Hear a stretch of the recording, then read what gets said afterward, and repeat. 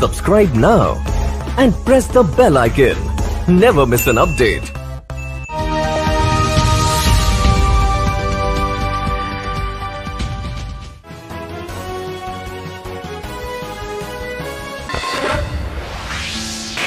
और मेरठ के सभी हॉस्पिटल के अंदर आपको दिखा रहे लगातार किस तरीके से वहाँ पर कोरोना काल के अंदर कितनी एहतियाती वहाँ पर बरती जा रही है, कितना प्रिकॉशन वहाँ पर लिया जा रहा है। और इस वक्त मैं आपको बता दूं कि मेरठ के सब एक नामी हॉस्पिटल, जो जैसे कहना गलत नहीं होगा, मेरठगढ़ रोड पर काफ़ी एक अच्छा हॉस्पिटल है, हॉस्पिटल उस पर मौजूद हूँ मैं।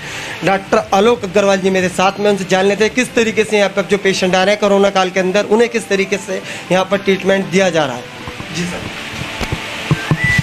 देखिए, जो भी पेशेंट हमारे यहाँ आ रहे हैं उन्हें भारत सरकार की, उत्तर प्रदेश सरकार की, शहर प्रशासन और सीएमओ साहब के निर्देशानुसार पूरी सावधानी बरतते हुए जो पेंडेमिक के बचाव के साधन उपयोग करते हुए हम मरीजों का इलाज कर रहे हैं। जो भी पेशेंट हमारे यहाँ आता है, पहले ट्राइएज एरिया में स्क्रीनिंग होती है, जहाँ पे उसका नॉन टच टेक्निक से टेम्परेचर लिया जा रहा है। पल्स फिंगर सैनिटाइज करने के बाद पल्स ऑक्सीमीटर से SpO2 और पल्स रेट नापा जा रहा है। जो पेशेंट फीवर वाले हैं उन्हें वहीं से ही सेपरेट कर लिया जाता है और आगे जांच के लिए रेफर कर दिया जाता है। जो मतलब जो ट्राइज एरिया में रखकर उसे आगे के लिए रेफर कर दिया जाता है। जो पेशेंट स्क्रीनिंग में जिनमें सिम्टम्स नहीं है, केवल वो पेशेंट OPD में डॉक्टर्स के पास भेजे जा रहे हैं। डॉक्टर्स उन्हें देखते हैं, मरीज की हिस्ट्री अगर फीवर की या गला खराब की या खराश की रहती है, जैसे ILI सिम्टम्स है, या सांस की लेवल तक की भी उसकी हिस्ट्री है, या सांस की परेशानी रहती है, तो मरीज का इलाज शुरू कर देते हैं और मरीज की RT-PCR जांच एडवाइस कर दी जाती है। ऐसे ही ट्राइएज में जिन पेशेंट में सिम्टम है उनमें भी रियल टाइम PCR हम एडवाइस कर देते हैं, ट्रीटमेंट एडवाइस कर दिया जाता है, लेकिन उन्हें हम जब तक इमरजेंसी ना हो भर्ती करने से बचते हैं।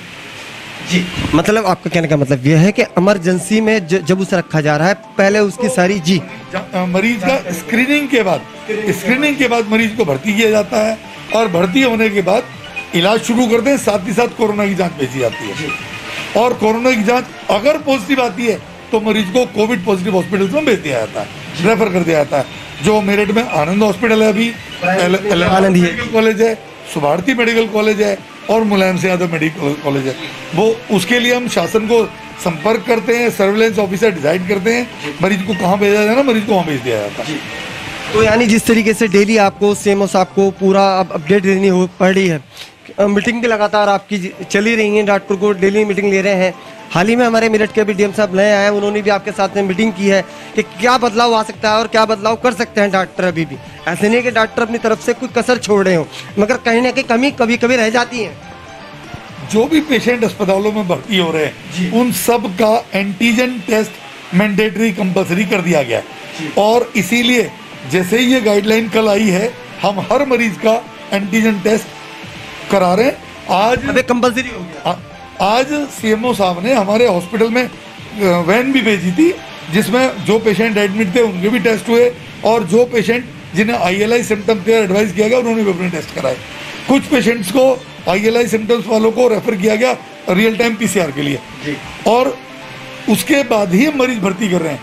साथ ही साथ पहले से ही पूर्ववर्ती जो सर्जरी के पेशेंट हैं उनमें सभी में RT-PCR कराने के बाद ही हम कर रहे हैं इलेक्टिव पेशेंट्स में, और जो इमरजेंसी पेशेंट है उनमें हम सर्जरी के बाद या सर्जरी से पहले सैंपल भेज देते हैं, रिपोर्ट उसकी बाद में आ जाती है, क्योंकि इसमें भी टाइम 24 से 48 घंटे। बिल्कुल। और चूंकि इमरजेंसी में मरीज को नुकसान ना हो, उसके जीवन का खतरा ना हो, इसलिए जो उसकी इमरजेंसी ट्रीटमेंट है, जो इमरजेंसी सर्जरी है वो हम करते हैं। जैसे सीजेरियन होना है या कोई परफोरेशन का पेशेंट है या कोई एक्सीडेंट का गंभीर मरीज आ गया है तो उनका इलाज शुरू कर देते हैं और RT-PCR जांच भेज दी जाती है।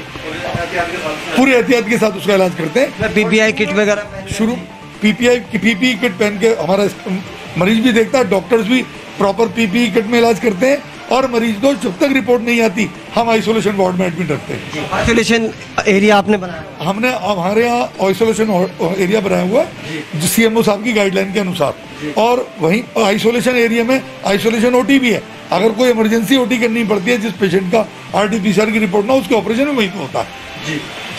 तो लगातार आपको दिखा रहे हैं एक्सपर्ट की राय, किस तरीके से मेरठ के एक्सपर्ट डॉक्टर किस तरीके से ट्रीटमेंट कर रहे हैं। और लॉकडाउन हुआ, आप जानते ही हैं कि इसके बाद जो है काफ़ी दिक्कतें, काफ़ी परेशानी कोरोना काल के अंदर लोगों को तो आ रही हैं।